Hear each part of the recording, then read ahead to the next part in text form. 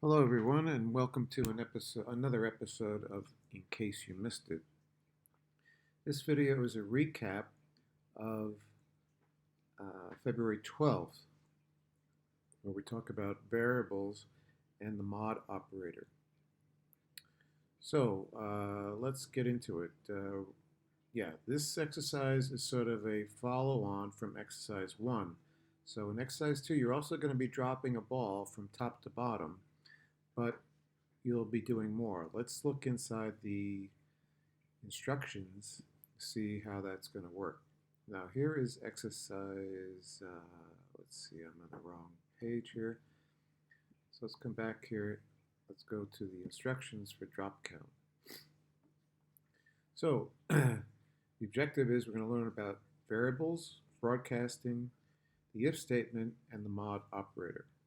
So in this exercise, you make a copy of vertical drop project and save it as drop count, to drop count. Explains here how to make a copy of your project. Okay, this project will use just one ball. The ball will behave the same way as the three balls in the previous exercise. In fact, you can even use code from the previous exercise in this exercise. So in this project, each time the ball reaches the bottom of the stage, the program will add 1 to a counter. So we want to show how many times the ball has touched the bottom of the stage. And the other twist is each time the count becomes a multiple of 5, the program will change the backdrop of the stage. So let's talk about the things you'll need to do that. So the program should have just one green flag. This is good programming practice, and you should try to follow that guideline. The green flag will go in the stage, and then the stage can use a broadcast block to tell the ball to begin dropping. Now, the stage is going to do a couple of other things which are really not the responsibility of the ball. So we want to put those in the stage because the stage is the boss. The next thing you'll use is you'll create a variable, you'll call it drop count, and notice it says use camel case. This variables should begin with a lowercase letter, and if it's more than one word, you capitalize the other words. And then you'll make the variable visible. We'll talk about that. Now, drop count should be set to 0 each time the game begins, and we're going to let the stage do that, not the ball. Now, next is the mod and if statement. So when the drop count reaches a multiple of 5, the backdrop of the stage will change. So the program, let's see, that looks like a typo. The program will use the if block and the mod operator to do this. And you'll see, we'll talk about this mod thing on the next page. Yeah. So also, just a general note about moving, you're not using the glide block to make the ball descend. You're making the ball move downward, move downward. Well, it's not just moving down, it's moving up as well. So all movement should be done by adjusting the Y value of the ball. Now, a little background information. This should sound familiar from your earlier days in mathematics. Quotients and remainders. In math, when you divide a number, the dividend, that's the number on the top, by another number, the divisor, the number on the bottom, the result is in the form of a quotient and a remainder. So the quotient is the number of times that the divisor goes into the dividend evenly. And if it doesn't go in evenly, then the remaining portion is what we call the remainder. So in Scratch, when we divide a number by another number, we also get a quotient and a remainder, but that division, okay, note however that the division in Scratch is integer division.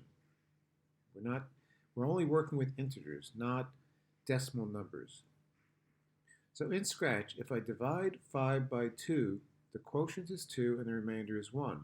That means the 2 went into the 5 2 times, that's the quotient, and there was 1 left over. The answer is not 2.5. Now here's a diagram of the various parts. So here we have the dividend divided by the divisor. The quotient is 5, the remainder is 1. 2 goes into 11 evenly 5 times. And here's another picture of it. So here we have the divisor, the dividend, here's the quotient.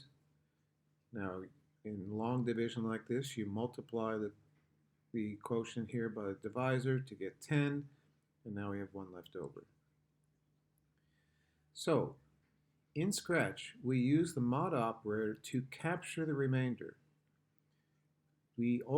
For this exercise, for making the backdrop change, when the drop count is a multiple of 5, we're going to use mod, and mod is going to give us the remainder. So when we use mod, the quotient is thrown away. This is very useful for determining if a number, such as drop count, is a multiple of 5, for example. So here's another example. We just saw this a minute ago. In Scratch, 11 mod 2 is equal to 1. Now, what if this was 12 mod 2? That's probably a better example. If this was 12 mod 2, the remainder would be 0 because 2 goes into 12 evenly 6 times and there's no remainder. So if you want to know if a number is a multiple of 5, you can mod the number by 5, and if the remainder is 0, we know the number is a multiple of 5. That'll come in very handy when you're programming. Now here's some more examples of modding. So here we saw this before. If I mod 5 by itself, well, the remainder is 0. If I mod 25 by 5, the remainder is 0 because 25 is a multiple of 5. 100 mod 5 is also 0 because 100 is a multiple of 5. So let's go over to Scratch. Now, as I said, when you start this program, you want the stage to be the boss. So we're going to put a green flag in the stage. And the stage at some point is going to broadcast a message to the ball. And that message should have a nice descriptive name such as, I don't know, begin dropping. Now note this is not a variable, it's just a message name, so we can name it like this. So we'll start here, and at some point we'll broadcast a message. Now you also need a variable.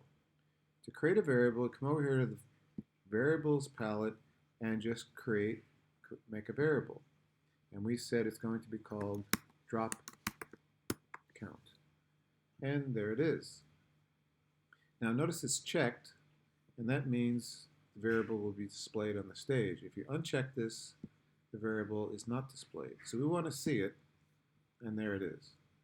Now the instructions said that the drop count should be 0 every time the game begins. Well, what if we use this set? Now, if you have a variable, you can set a variable to some value. You can change the variable by some value. Now note here, guys, I'm just pulling out blocks that you'll find handy. I don't want to write the program for you. Now, you can change a variable by 100. And notice, by the way, this is a script. And I can't run it with the green flag, but I can run it by just clicking it. If I click it, notice drop count changed to 100. Now if I change, so this was an addition. If I want to do subtraction, I change it by a negative number. Let's click it again. Drop count is now 0.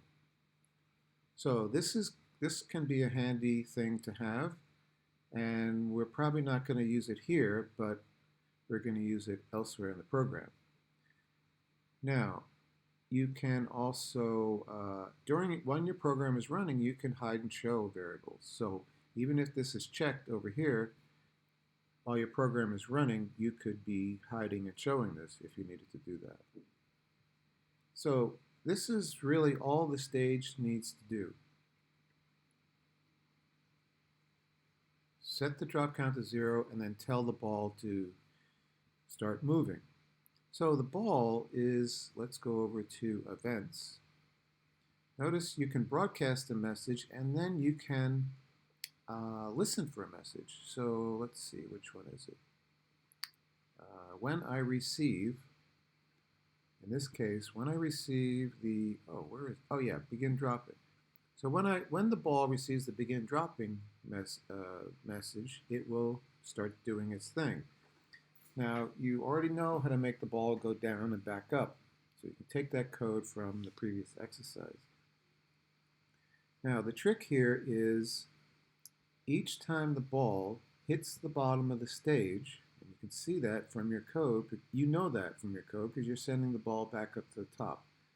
When it hits the bottom of the stage, you also have to change the drop count. Now, again, I'm just putting these blocks out here. I'm not going to show them where to put them, but they're here. So this will add 1 to the drop count. Now, another thing you have to do is when the drop count becomes a multiple of 5, you have to change the backdrop. So in order to do that, we have to make a decision. So over here, we have an if block. Now, if statement is used to make decisions. If something is true, this test, if it's true, then it's going to execute the code inside this block. So what is the test we want to make? Well, we want to check to see if drop count is equal to something. So to do that, we come over here to operators, and notice over here we have this equality operator. Now, before we get into more details, let's just run through the operators. Here are the 4 operators that you know all about: addition, subtraction, multiplication, division, normal division. If you use this operator, you get the quotient, and just the quotient. 5 divided by 2 will yield 2, not 2.5. Skip over this one for now. These are called so these are arithmetic operators. These are relational operators. These will test or check the relationship between the thing on the left and the thing on the right. So in this case, suppose I want to know if my weight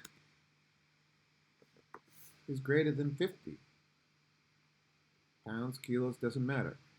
Whoops, W-I-E. So I want to know W-E-I, isn't it? I want to know if my weight is greater than 50. Now, notice these operators have a pointy thing on here. It's a hexagon shape. This test is going to return true or false. And it will return true if I weigh more than 50 pounds. It will return false if I don't weigh more than 50 pounds. Here you can do it this way. I mean, this is a little backwards, but you could say, is 50 less than my weight? This has the same effect, but this one is a little more natural or intuitive. This is how we would think about it. But this, you could do that too. And then down here, you could check and see, do I weigh exactly 50 pounds? So these are relational operators.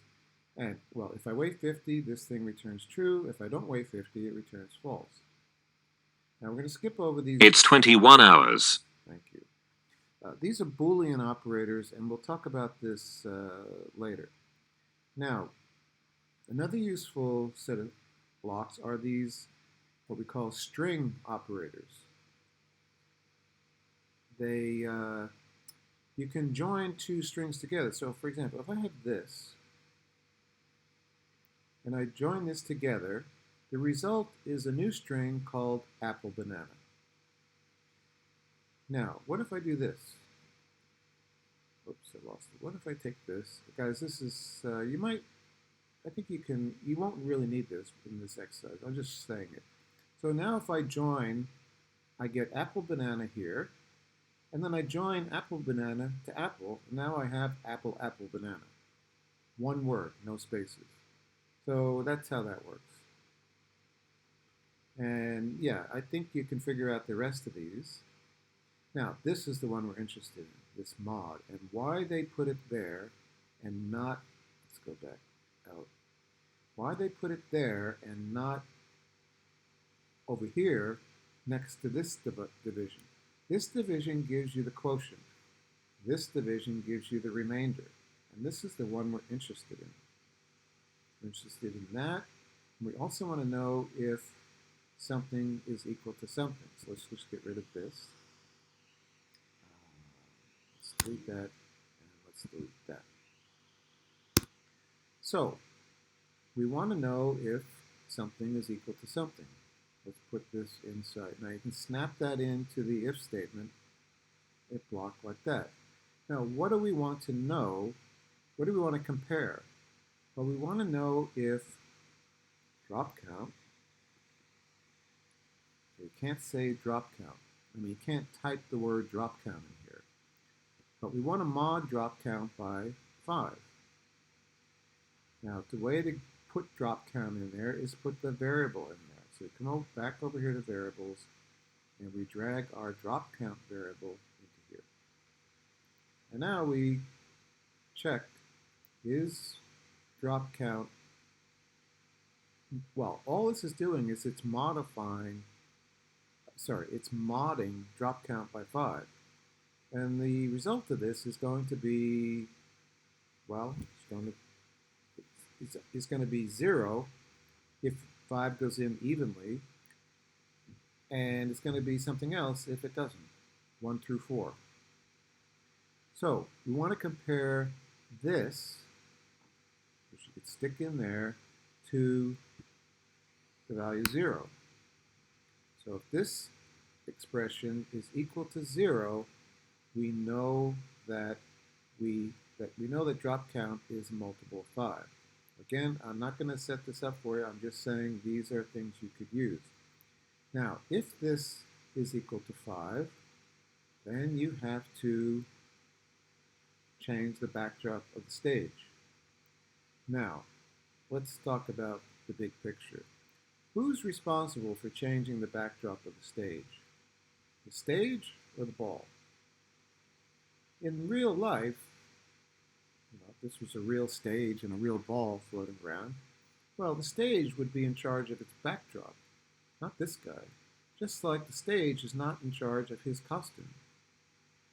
So, if you can do it this way, there is a way for the ball to change the backdrop of the stage. It's over here somewhere under the looks, and you can, it's in here, switch backdrop to something else. For example, the next backdrop. Guys, this means you're going to have several backdrops for your stage. Now, that's one way to do it. Just let the ball change the backdrop. Change the backdrop of the stage. Another way to do it is for the stage, for the ball to send a message to the stage saying, hey, change your backdrop, and let the stage do it. That, to me, is more intuitive.